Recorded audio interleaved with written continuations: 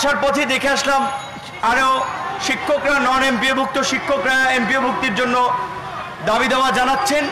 প্রত্যেককে আমার সালাম এবং শুভেচ্ছা, আসসালামু আলাইকুম। বিশেষ করে প্রতিবন্ধী স্কুলের শিক্ষকরা এখানে রাজপথে দাঁড়িয়েছেন আপনাদের বিদ্যালয়গুলোর স্বীকৃতির জন্য। এটা আমাদের জন্য অত্যন্ত দুঃখজনক এবং দুর্ভাগ্য।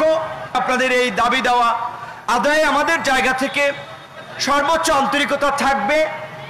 আপনাদের এখানকার দায়িত্বশীল নেতা ইলিয়াস ভাইকে কিন্তু আমি সমাজ কল্যাণ উপদেষ্টা মহোদয়ের কাছেও নিয়ে গিয়েছিলাম, সচিবের সাথেও কথা বলেছে এবং তারা দুজনেই ইতিবাচকভাবে আশ্বস্ত করেছিল যে তারা যেহেতু টোটাল 1700-র মতো প্রতিষ্ঠান যাচাই বাছাই করে যারাই এমপিওভুক্তির স্বীকৃতির সুবিধা লাভের আওতায় পড়বে প্রত্যেককে অন্তর্ভুক্ত করা হবে। সেটাও প্রায় 15-20 দিন আগে।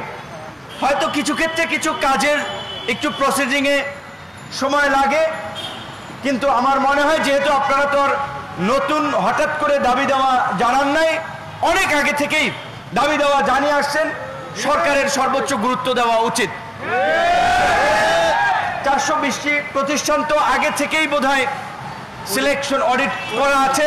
কোটি মানুষের আস্থার ভালোবাসায় 11 বারের মতো দেশের 1 নম্বর রেফ্রিজারেটর ব্র্যান্ড ওয়ালটন।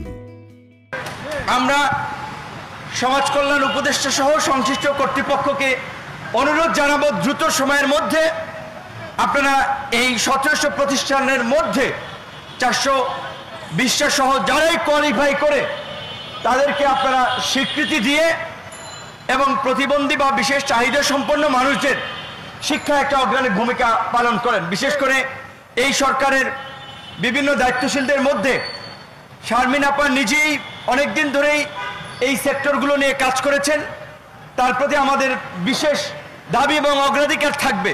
কিন্তু আপনারা এখানে লাগাতার অবস্থান কর্মসূচিতে দাঁড়াচ্ছেন, পাশে শিক্ষকরা দাঁড়াচ্ছেন, এইটা আসলে 5ই আগস্টের পরে আমরা দেখতে চাইনি এই চিত্রটা। শিক্ষকরা যদি তাদের দাবি দেওয়া আদায়ে রাস্তায় নামা লাগে, প্রেস ক্লাবের সামনে আপনার পথচারীদের মতো অবস্থান করা লাগে, বসে থাকা লাগে, তাহলে এই দেশ কিভাবে এগিয়ে যাবে? এই দেশের উন্নয়নটা কিভাবে হবে? শিক্ষকরা তো ভবঘুরে না, প্রেস ক্লাবের সামনে বসে থাকবে, আন্দোলন করবে, ঘেরাও করতে যাবে। এই যে এই ফ্যাসিবাদী রাষ্ট্রের গত 16 বছরের চরিত্র আমরা দেখেছি, শিক্ষক সহ কোন নাগরিকদের যৌক্তিক দাবি দেওয়া এবং অধিকারের প্রতি তাদের দায়বদ্ধতা ছিল না। সমস্ত প্রশাসনে অনেক জায়গায় পুলিশের মধ্যেও পদোন্নতি প্রমোশন নিয়ে নিয়েছে সবাই, অথচ তাদেরকে যারা তৈরি করলো এই শিক্ষকরা, অনেক শিক্ষকরা এখনো মানবতার জীবন যাপন করে, বেতন নাই, সুযোগ সুবিধা নাই, বদলি নাই, পেনশন নাই, জুতা স্যান্ডেল ক্ষয় হয়ে গেছে এই সমস্ত দাবি দেওয়া জানাতে জানাতে, অথচ তাদের প্রতি সংহতি দেখাচ্ছে না। গণ অধিকার পরিষদের পক্ষ থেকে আমরা অনেকদিন ধরে এই দাবি জানিয়ে আসছি, ভবিষ্যতেও দাবি জানাবো শিক্ষাকে জাতীয়করণ করা।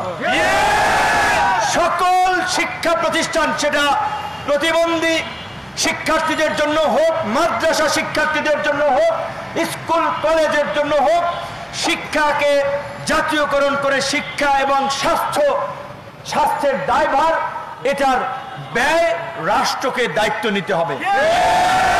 বাংলাদেশের মতো একটা জনবহুল রাষ্ট্রে শিক্ষা দিয়ে আমরা যদি মানসম্পন্ন শিক্ষা নিশ্চিত না করতে পারি, আমাদের ভবিষ্যৎ অন্ধকার।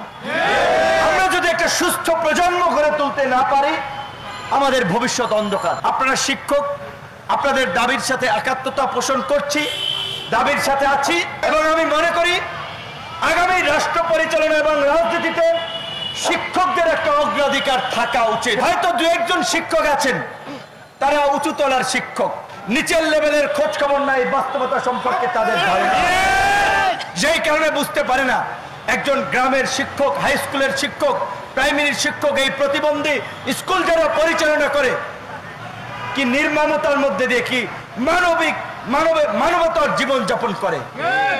কাজী আমি মনে করি আপনাদের দাবি যৌক্তিক।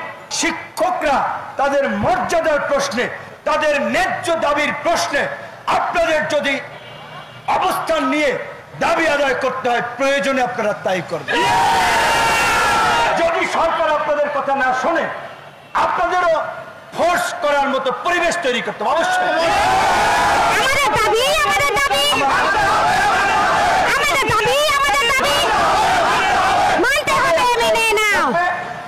আপনারা শিক্ষক মানুষ, শান্তিপূর্ণভাবে আপনাদের অবস্থান কর্মসূচি পালন করে জানান দিবেন।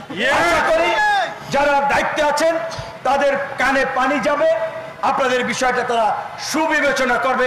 আমাদের জায়গা থেকেও তৎপরতা চলবে এবং যেহেতু অনেকেই দাওয়াত দেন তাদের প্রোগ্রামে আসার জন্য, আমি বামে ডানে যারা অবস্থান নিচ্ছেন এমপি মুক্তির দাবিতে আমি মনে করি তাদের দাবিও যৌক্তিক, তাদের দাবিও যেন সরকার মেনে নেয়, এই দাবি আমরা জানাই। ধন্যবাদ।